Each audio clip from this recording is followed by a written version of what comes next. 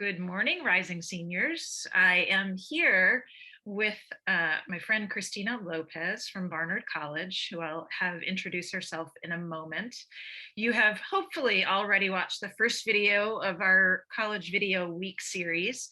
The first one was Ms. Williams talking with Justin Fahey from Bowdoin College about the college application essay and the do's and don'ts. The second video that I hope you watched already was with Mr. Almonte speaking with Brittany Sampson from Boston University, and their topic was brainstorming ideas for the personal essay. And I have the opportunity to talk with Ms. Lopez all about the supplements today. So Christina Lopez, do you mind introducing yourself and telling the group what your background is? I sure can. So my name is Christina Lopez. I'm the Dean of Enrollment Management at Barnard College. Barnard is right in Manhattan, directly on 116th Street and Broadway, across the street from Columbia. If you haven't come by, please do. We are open for self-guided tours now. So if you just want to walk around campus, feel free. I have been at Barnard now 8 years. And I've been doing admissions now for about 15 years. Prior to Barnard, I was at NYU, which is my alma mater, and I went to NYU Tisch and was working there for about 6 years or so, and started admissions at the American Musical Dramatic Academy. So I've been doing a lot of theater admissions, a lot of performing arts. I did some business school admissions, and now I am here at Barnard. And so super excited to be here. Fantastic. And my pronouns are she and her. She and her. She and her. Yes. Awesome. Me too. As it says in my name. Yes. I forgot to put them in my name.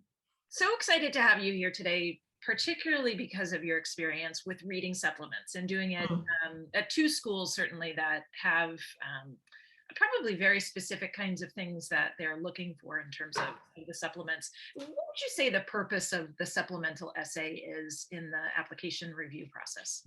Yeah, so when we're reading applications, we are trying to really get a sense of who you are and your fit for our institutions. And so the applications, many schools read in a holistic way where every single piece of the application tells us a part of the puzzle and gives us an idea of who you are. And so there's the personal statement that it's going to go to all of the schools and really is this your narrative of something that you feel is really important for the schools to know about you. And it's the only place where we get to really hear your voice outside of, in the application itself. You have your rec letters and teachers are speaking for you, et cetera. So your supplements is another part where we get to hear your voice. And it's really important because this piece is really that binder between who you are and what you are bringing to us in the application and why you think we're a fit for you. So it's kind of that connector to the college to let us know a little bit about why you think you are a good fit for this institution. And so out of the many thousands of applications that schools receive, we still want to admit students that know who we are and really want to be at our institutions. And so the supplement really helps us to kind of figure out how you are looking at our institution, why you think this is going to meet all of your educational needs and your personal fit for you, and being able to tell us that, and usually a very short amount of space, but it helps us to kind of see why you're applying to us, which is really important. Yeah, it's the purpose of I always think about the purpose of the supplement being some kind of, it's somewhat demonstrated interest because you're demonstrating what you know about that school. What do you think is a good balance, like in thinking about the formulation of a supplemental essay? How much should be about the student and how much should be about the school? Yeah, that's a great question. I always feel like it's a little bit half and half, right? Because there's two parts, right? And so the part that's about you kind of have to do your introspective reflectiveness and start to think about what are the pieces of this college experience that are most important to you, right? And so is it the classroom experience? Is it interaction with faculty? Is it the community? Is it the location? Is it the major? All of those things. And then there's the other side of that, which is the research into the college.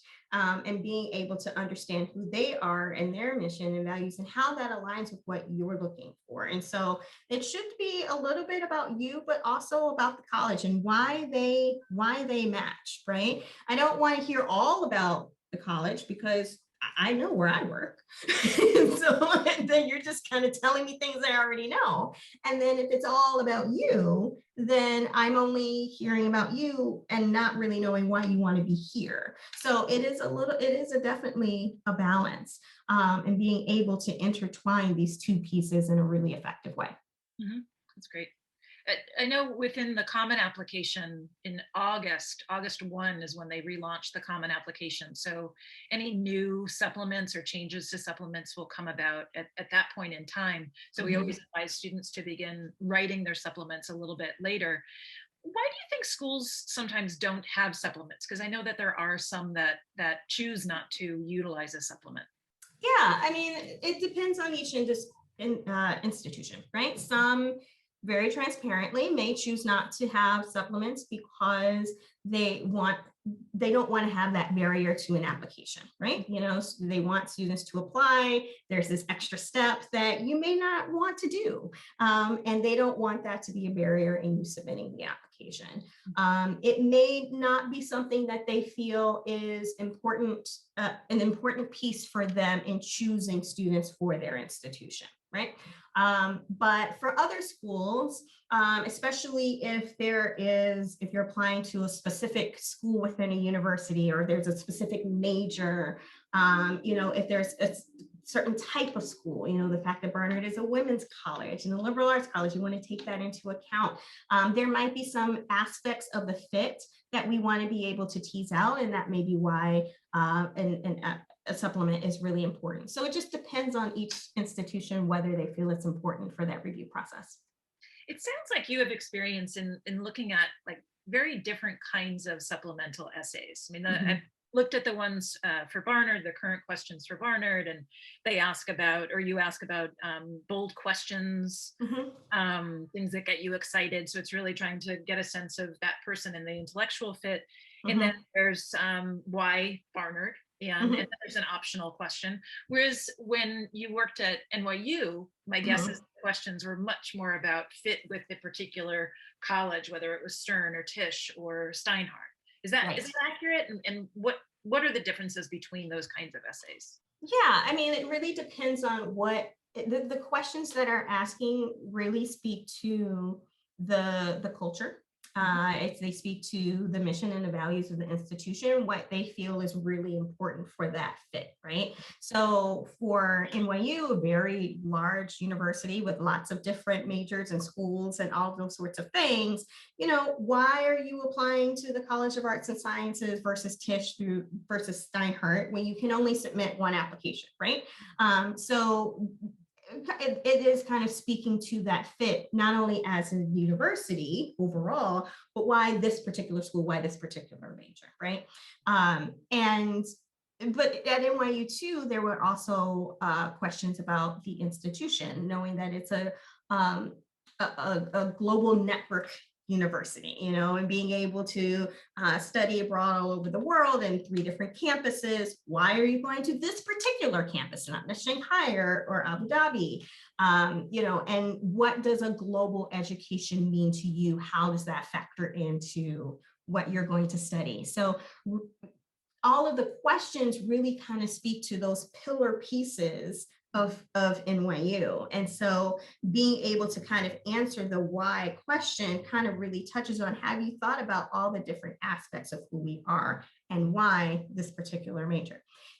For Barnard, the why question is really important to us simply because of those same pillars of being in New York City, a liberal arts college, a women's college, partnership with Columbia, and those resources that are there.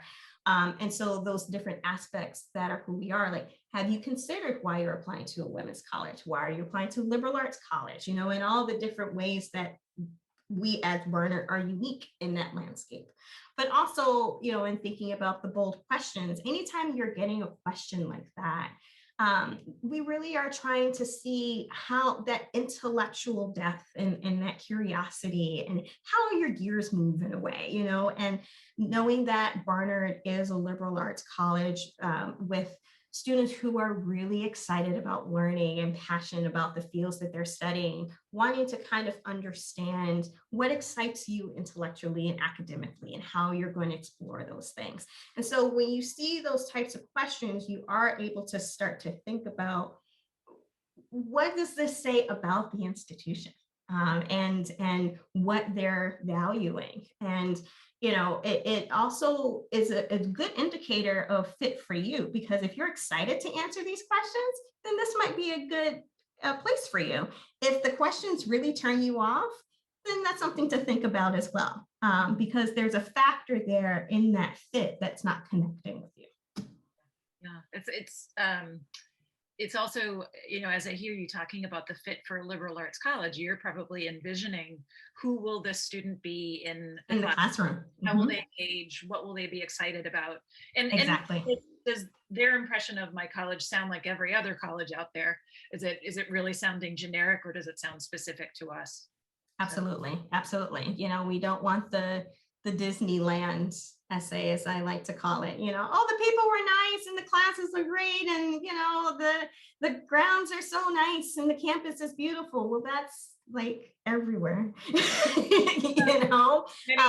Being able to see how a student will interact with their peers, how they will be in a classroom, especially if it's a place like a liberal arts college where the classes are small. Mm-hmm. And that creation of knowledge is happening in every single class within the students that are there. It's not a brain dump from a lecture.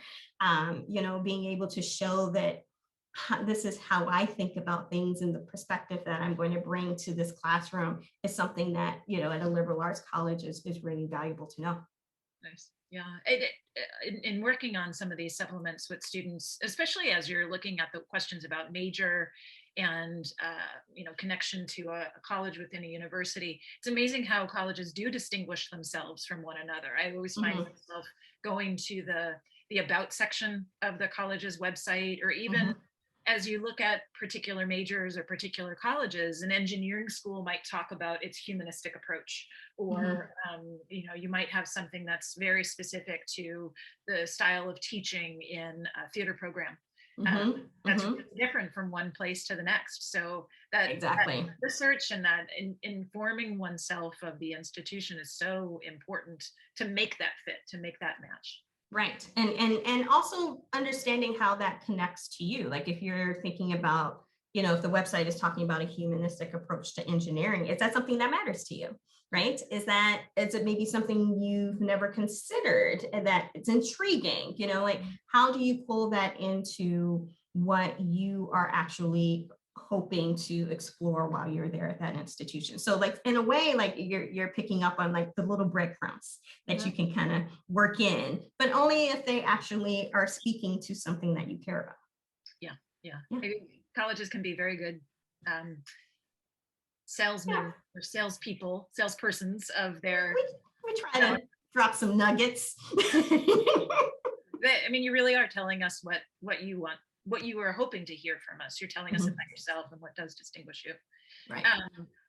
I noticed also that Barnard now has an optional question. And I've seen that on a number of different applications, that there's, there might be one or two supplemental questions that get at, some big ideas. And then there's an optional third question. My message to students is typically that optional is an option. It's another piece of information that you can add to that puzzle. Why optional, and why not require it of everyone? So, I think we understand that there are some things that we feel are most important to know. But this question, I think we wanted to, it's been a part of who we are as an institution for quite a while. It is very near and dear to our hearts, and a lot of students enjoy answering it. But, it is, I always say that an optional question, if this is a school that you love, then it may not be an option for you. You should try to answer the question, and I think it's just It also speaks to something that the institution like still values, but it's your option if you want to answer it. For us, it is this idea of um, questioning and inquiry, of another person, if you were to speak to any woman in history or fiction, modern or live or dead, who would it be? What would you ask them? I think a lot of times people get stuck on the fact that it's about person. It's really not. It's about what you would ask. Mm-hmm. Right.